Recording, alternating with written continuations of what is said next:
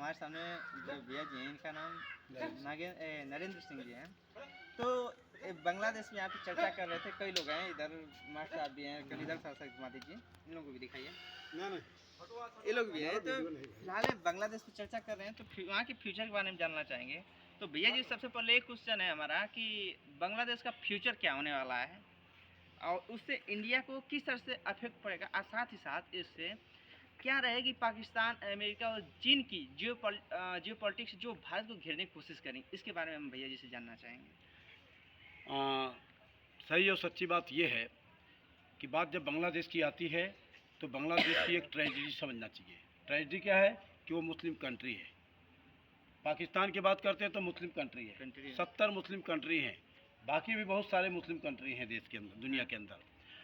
अब वहाँ पे एक चीज़ समझ में नहीं आता है या समझने की ज़रूरत है कि जो हुजूर मोहम्मद साहब थे, उन्होंने प्यार मोहब्बत का संदेश दिया था दुनिया को कि आपसी प्यार और मोहब्बत के साथ रहो। मुसल्लम ईमान रहमान मुसलमान, जिसके दिल में रहम है, ईमान है, वो मुसलमान है। लगता है कि ये सारे मुस्लिम कंट्री जितने हैं, 1400 वर्ष हो गए हुजूर साहब को गए हुए, ये सारे उनकी चीज़ों को छोड़ दिए। अदरवाइज बताइए, इतना जघन्य अपराध, बलात्कार, लोगों की हत्या, जघन्य मारपीट, उनके घरों का सामान लूट लेना, घरों में आग लगा देना, ये कौन सा इस्लाम कहता है? ये कौन सी मुसलमान है ये? मैं कहूँगा बांग्लादेशी नहीं, बांग्लादेश के साथ साथ ISI, साथ में जो और कंट्री के लोग हैं, अगर इसमें आवाज़ नहीं उठाते हैं तो मैं दावे के साथ कह सकता हूँ कि वो सारे के सारे मुसलमान कुदरत के कचड़े हैं और कुदरत के कचड़े अब साफ होने की कगार पे हैं। सही, चलिए कहीं ना कहीं से बात को हम समझ रहे हैं आपको, लेकिन एक बात सही है, तो मुस्लिम कंट्री और मुस्लिमों की भावनाओं के प्रति आपकी बात हो गया, लेकिन हम यहाँ चाहेंगे बांग्लादेश के फ्यूचर के बारे में थोड़ा सा। बांग्लादेश का फ्यूचर साफ है। बांग्लादेश फिनिश होने जा रहा है, बिल्कुल समाप्त होने जा रहा है, और बांग्लादेश अब बांग्लादेश नहीं रहेगा। ये रिकॉर्डेड है, इसको आज नहीं तो कल लोग वीडियो सुनेंगे और कहेंगे किसी व्यक्ति ने बोला था बांग्लादेश खत्म होने जा रहा है। जी, किस तथ्य के आधार पे आप कह सकते हैं कि बांग्लादेश खत्म होने जा रहा है? तथ्य तो होना चाहिए, बिल्कुल तथ्य तो होना चाहिए। बिल्कुल तथ्य है। जब बांग्लादेश को अलग किया गया तो बांग्लादेश को जीत के अलग किया गया था। जी बिल्कुल। वो गलती किया था, तत्कालीन जो भी प्रधानमंत्री थे उनकी कहीं न कहीं मानवीय गलती हो गई, जो गलती आज के राजनेता दूर कर सकते हैं। इसलिए मैं इस आधार पे कह रहा हूँ कि बांग्लादेश भारत का हिस्सा है। अच्छा, वो गलती क्या थी? गलती के बारे में कुछ डिस्कस करना चाहिए। गलती ये थी कि उन्होंने जब लड़ाई लड़ी तो उनका एक फोकस था कि क्यों ना हम पाकिस्तान को 2 भागों में डिवाइड कर दें। बट ये उनकी सोच नहीं थी कि पाकिस्तान को 2 भागों में डिवाइड करने की जब क्षमता रखते हैं तो डिवाइड क्यों, बांग्लादेश हमारा क्यों नहीं, ये भावना उनकी नहीं थी, कहीं न कहीं से मिसप्लेन था।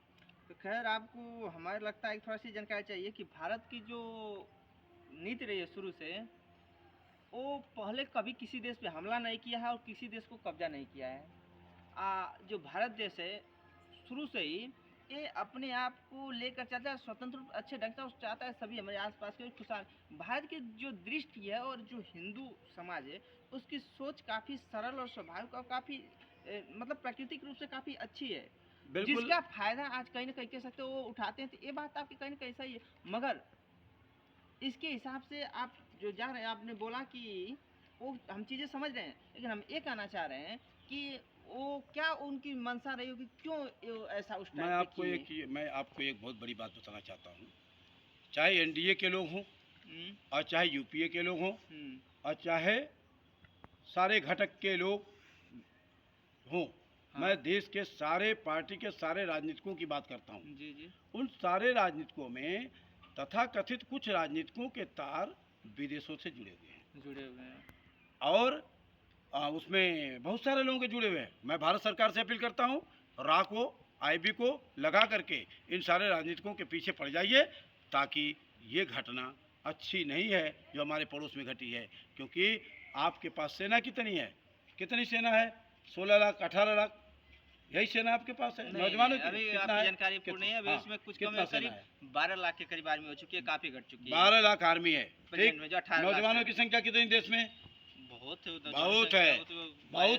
मुट्ठी भर नौजवानों ने, मुट्ठी भर वहाँ बुढ़े नहीं थे, मुट्ठी भर नौजवानों ने पूरे देश की स्थिति बिगाड़ दी। तो ये देश के हमारे जो राजनेता हैं जिनके तार विदेशियों से जुड़े हुए हैं, मैं नाम नहीं लेना चाहता हूँ, मैं नाम जानता हूँ। आप जैसे कह रहे हैं नेताओं की, बहुत से नेताओं की विदेशों से तार जुड़े, आप क्या गारंटी है कि इसमें बीजेपी गवर्नमेंट की या एनडीए गवर्नमेंट जो है, उसका तार विदेश से नहीं जुड़ा? हाँ इसकी क्या बिल्कुल, गारंटी मैंने है? आप ये मेरी भी तो बता आप सकते हैं मेरी आप। बातों पे ध्यान नहीं दिए। हमने सभी पार्टियों के राजनेताओं के पीछे हाँ, रा और चलिए। आईबी की बात की है। हाँ, हम ये चीज़ किसी तो एक सही है। पार्टी की बात नहीं की है। हाँ बस।